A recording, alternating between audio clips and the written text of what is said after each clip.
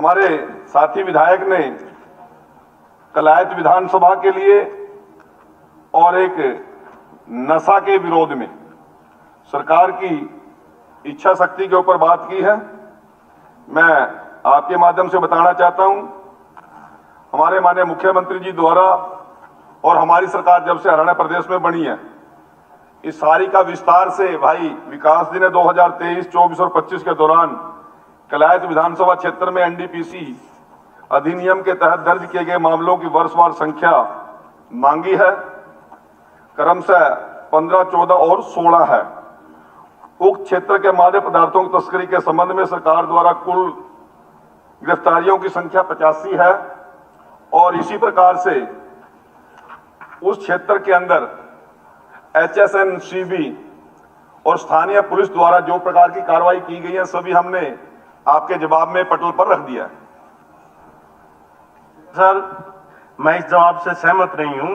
क्योंकि जो नशा है वो लगातार बिक रहा है और सरकार ने इसमें कहीं ये नहीं बताया कि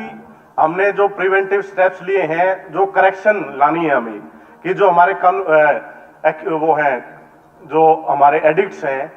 उनके लिए कोई बड़ा हमने कोई वेलनेस सेंटर बनाया हो, कोई रिहेबिलिटेशन सेंटर बनाया हो, वो कोई कलायत इलाके में नहीं है। क्योंकि जो सप्लाई चेन है उसे तोड़ना जरूरी है। जो अरेस्ट हो रहे हैं छोटे लोगों के हो रहे हैं, जो मेन कल्प्रेट्स हैं वो अभी भी नेट से बाहर है, तो सरकार उसके लिए क्या कर रही है? जी मंत्री जी, माननीय अध्यक्ष जी, HSNCB और स्थानीय पुलिस के द्वारा कलायत विधानसभा क्षेत्र में जो मादक पदार्थों की आपूर्ति श्रृंखला को हर स्तर पर तोड़ने हेतु सभी संभावित उपाय किए जा रहे हैं, चाहे अपराधियों के विरुद्ध कार्रवाई हो और आतंक अपराधियों के विरुद्ध कदम हो, जागरूकता कार्यक्रम हो और नशा पीड़ितों का रिहैबिलिटेशन हो। उन सभी मामलों में हमने जो मूल आपूर्तिकर्ता और वितरक हैं उनकी पहचान करने के साथ साथ उनके बैंक खातों को भी फ्रीज करने की हमारी सरकार ने जो योजना बनाई थी उस पर भी हमने काम किया है।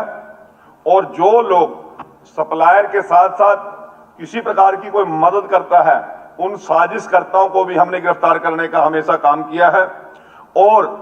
इस कार्य में संलिप्त लोगों की संपत्ति को कुर्क करने का भी हमारी सरकार ने काम किया है। और कलायत क्षेत्र के अंदर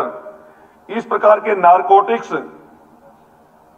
गतिविधियों पर रोक लगाने के लिए हमने ट्रेन नारकोटिक्स स्नीफर डॉग्स की टीम का भी कलायत क्षेत्र में हमारी पुलिस उपयोग कर रही है। संदिग्ध स्थानों पर जो मादक पदार्थों की सप्लाई या उसका यूटिलाइजेशन होता है, उसकी भी हमने बार बार निगरानी हमारे सरकार के द्वारा की जा रही है। और भाई ने बात की है, क्योंकि कलायत बिल्कुल बॉर्डर का हमारा क्षेत्र है, अंतरजातीय और सीमावर्ती अपराध भी है इसमें, और संदिग्ध व्यक्ति और वाहनों की जांच के लिए भी हमने अंतरराज्यीय मार्गों पर नाके भी लगाए हमारी सरकार के द्वारा जा रहे हैं। और इसी प्रकार से आपने जो डिटेल मांगी है, कैथल जिला के अंदर हमने 2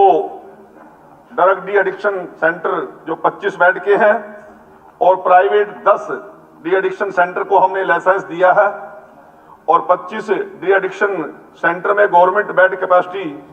टोटल मिला के 620 और 95 डी एडिक्शन सेंटर को प्राइवेट में 1083, ये टोटल 120 का हमने इनको बता रहे हैं हम। और मैं आपको एक और बताना चाहता हूं कि अभी तक 85 लोगों को हमारी पुलिस ने गिरफ्तार भी किया है और उनको सजा तक लेकर जाने का भी हमने काम किया है। और इस सदन के माध्यम से मैं सरकार का रुख माननीय साथी को बताना चाहता हूं, किसी भी नशा तस्कर, नशा सप्लाई करने वाला या बेचने वाले के प्रति किसी प्रकार की हमारी सरकार के अंदर कोई नरमी नहीं बरती जाएगी। और यदि आप भी किसी प्रकार की, आप उस क्षेत्र के प्रतिनिधि हो, आप इसमें पुलिस का और हमारा कोई आपके पास जानकारी हो, सहयोग देंगे, उसको तुरंत रिजल्ट के साथ आपको बताने का, हम रिप्लाई देने का काम भी करेंगे। देश और दुनिया की तमाम बड़ी खबरों से जुड़े रहने के लिए लाइक करें, सब्सक्राइब करें यूट्यूब पर सच को हिंदी चैनल और बेल आइकन दबाकर पाएं लेटेस्ट अपडेट सबसे पहले।